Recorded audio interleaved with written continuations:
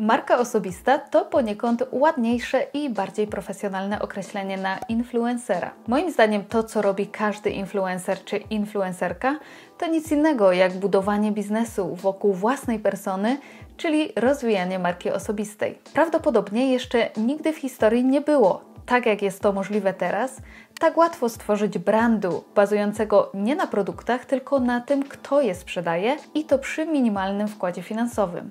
Kształtowanie marki osobistej na Instagramie to świetny sposób na rozpoczęcie przygody z własną działalnością gospodarczą, wypróbowanie naszych pomysłów w praktyce, stworzenie dodatkowego źródła dochodów oraz sprawdzenie, czy jesteśmy w stanie zarabiać z naszej pasji. Uważam, że jest to niesamowite i zachęcam każdego do spróbowania swoich sił, zwłaszcza jeśli czuje, iż ma coś ciekawego do przekazania światu.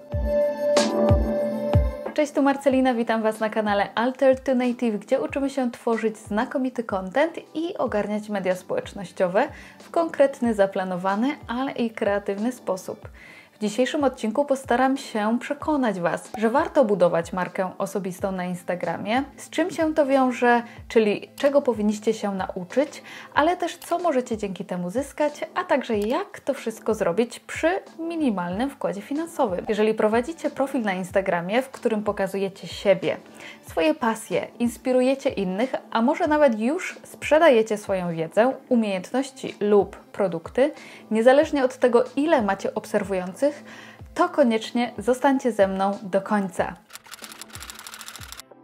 Zastanów się przez chwilę, ile z kont, które obserwujesz na Instagramie, pokazuje swoją twarz. To znaczy, że wiesz, kto stoi za tym profilem, jak ta osoba wygląda, może nawet jak ma na imię.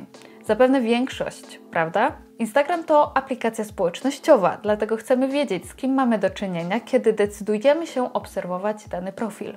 Często wręcz kolejność jest odwrotna. Zaczynamy obserwować jakieś konto właśnie ze względu na osobę, która je prowadzi. To oczywiście nie oznacza, że za każdym razem musimy jako twórcy publikować treści pokazujące naszą twarz. Tak jak na przykład jest to u mnie. Nie. Ale jednak ta twarz powinna się pojawić od czasu do czasu, na przykład na stories, może jako drugie zdjęcie w karuzeli. Dla mnie świetny tego przykład stanowi Olga, dzieląca się inspiracjami wnętrzarskimi. Spójrzcie na jej profil, selfie pojawiają się co jakiś czas, ale od razu wiemy, kto prowadzi ten profil. I dzięki temu momentalnie zwiększamy szanse na nowych followersów o 20%. Wielu osobom marka osobista kojarzy się z ekspertami, coachami, takimi wiecie, ogarniętymi biznesowo ludźmi, którzy mają swoje e-booki, szkolenia, a to wcale nie musi tak wyglądać. Pociągnę dalej przykład Olgi. Chyba się nie obrazi, bo nie pytałam jej o zdanie, ale nie mam nic złego do powiedzenia. A więc Olga buduje markę osobistą, nawet jeśli prowadzi profil o wnętrzach. Być może niektórzy się ze mną nie zgodzą, ale moim zdaniem inspirowanie wnętrzami to taka sama, jakby to powiedzieć, struktura profilu, jak gdyby uczyła zarabiać w mediach społecznościowych, bo ona też pokazuje swoje umiejętności dekorowania i robienia zdjęć, przekazuje innym wartość, w tym wypadku inspirując swoim zamiłowaniem do wnętrz i estetyki. Spójrzmy zatem, co takiego powinno zawierać konto na Instagramie, aby mogło ubiegać się o miano marki osobistej. Inaczej mówiąc, co zrobić, aby zostać influencerem. Nazwa influencer pochodzi od angielskiego słowa influence, czyli wywierać na kogoś wpływ. A zatem influencer to osoba, która ma na innych jakiś wpływ poprzez swój wizerunek czy swoje działanie. Mam wrażenie, że w Polsce jest nacechowane to słowo raczej negatywnie i źle się kojarzy, chociaż sama staram się mieć do niego obojętny stosunek. W każdym razie, tak jak wspomniałam wcześniej, warunek konieczny do kreowania marki osobistej na Instagramie to pokazanie siebie. Nie każdy tego chce. Nie dla każdego jest to łatwe, jednak istnieją sposoby na to, by się przełamać i przyzwyczaić do obiektywu, o czym mówiłam w odcinku o tym, jak być pewnym siebie przed kamerą, do którego link wstawiam Wam u góry i w opisie poniżej. Kolejny krok polega na określeniu, co takiego możemy zaoferować naszym odbiorcom. Ja na przykład na Instagramie staram się inspirować swoimi fotografiami i podróżami oraz uczę, jak to wszystko ogarnąć i jak tworzyć w mediach społecznościowych. To jednak nie wszystko. Bardzo ważnym elementem całej układanki jest bycie autentycznym, jakkolwiek banalnie by to nie zabrzmiało. Ten kluczowy składnik sprawia, że obserwujący wracają właśnie do Ciebie, a nie do kogoś innego. Czy wiecie, ile na Instagramie jest kont o podobnej tematyce do mojej? Mnóstwo! A ile jest takich jak ten kanałów na YouTubie?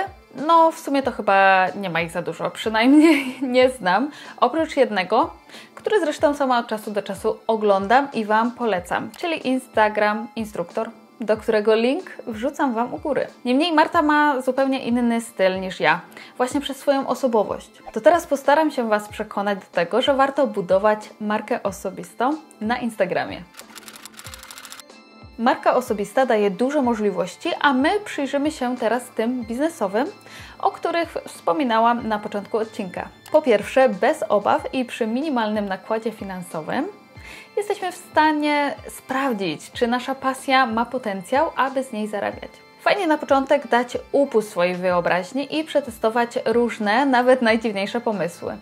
Dzięki temu nie tylko będziemy się rozwijać w obrębie naszego hobby, ale również nauczymy się myśleć i działać biznesowo. Uwierzcie mi, że nigdy wcześniej nie miałam parcia na to, aby zgłębiać formy rozliczenia podatkowego. Po drugie, tworzenie własnych produktów, zwłaszcza cyfrowych, to świetna zabawa i satysfakcja. Po trzecie, jeśli stworzymy coś, co będzie odpowiedzią na potrzebę naszych obserwujących, to możemy zacząć na tym zarabiać. I nieważne, czy uda nam się sprzedać 10 czy 1000 sztuk. Z reguły takie produkty nie wymagają wkładu finansowego, chociaż trzeba na to poświęcić swój czas, który też się przecież ceni. Ale wiecie, o co mi chodzi. Dlatego praktycznie z każdej sztuki otrzymujemy bardzo wysokie profity. Niestety, podatki nadal nas obowiązują. A tworzenie i sprzedawanie swoich produktów to kolejny obszerny temat, o którym z chęcią mogę opowiedzieć na tym kanale. Dajcie mi proszę tylko znać w komentarzach poniżej, czy by Was to interesowało. W jaki sposób można zaoszczędzić na budowaniu marki osobistej na Instagramie i sprzedawaniu swoich produktów? Przede wszystkim dzięki marce osobistej jesteśmy w stanie promować się za darmo i polegać wyłącznie na organicznym zasięgu. 99% moich produktów zostało sprzedanych w ten sposób. Zdarzyło mi się wprawdzie reklamować na przykład presety, ale nigdy nie przyniosło to takiego rezultatu jak na przykład newsletter z kodem promocyjnym czy zachęcenie obserwujących do kupna na stories. Nie oznacza to, że reklamy nie działają. Działają, tylko muszą być naprawdę dobre i podtrzymane sporym budżetem, na który mnie nigdy nie było stać. Niemniej, tak jak to pokazałam w moim poprzednim odcinku o tym, jak tworzyć rolki produktowe, do którego link zostawiam u góry, stworzyłam moim zdaniem świetny filmik promujący moje presety, więc niebawem startuję z płatną reklamą i zobaczymy, jakie będą tego efekty. Również w tym poprzednim odcinku pokazałam, jak można to wszystko zrobić telefonem, co jest kolejnym dowodem na to, że nie potrzebujemy sporych inwestycji, aby zacząć zarabiać. To kolejny sposób na zaoszczędzenie. Naprawdę nie musicie od razu kupować drogich sprzętów, by zacząć tworzyć świetne treści. No i na koniec wspomnę jeszcze o wspaniałym spektrum bezpłatnych narzędzi, z których obecnie możemy korzystać do planowania, do edytowania lub konstruowania grafik. Takie aplikacje jak Lightroom do obróbki zdjęć, InShot do filmów, Canva do grafik czy Asana mają na tyle rozbudowane funkcje dostępne w darmowej wersji, że w większości przypadków nie trzeba decydować się na ich płatne wersje. Przynajmniej na początku naszej drogi tworzenia marki osobistej. Istnieją jednak dwie rzeczy, w które moim zdaniem warto zainwestować, nawet na początku, jeśli myślimy o byciu influencerem czy sprzedawaniu na Instagramie na poważnie. Przede wszystkim polecam Wam zainwestować w dobre narzędzie do budowania swojej listy mailingowej. Wiem, że w tym momencie wychodzimy już poza Instagram, ale zbieranie maili od swoich obserwujących czy subskrybentów to zabezpieczenie i niezmiernie ważny element potrzebny do kreowania marki osobistej. To narzędzie przyda się Wam do wysyłania newslettera, w tym informacji o premierach oraz promocjach.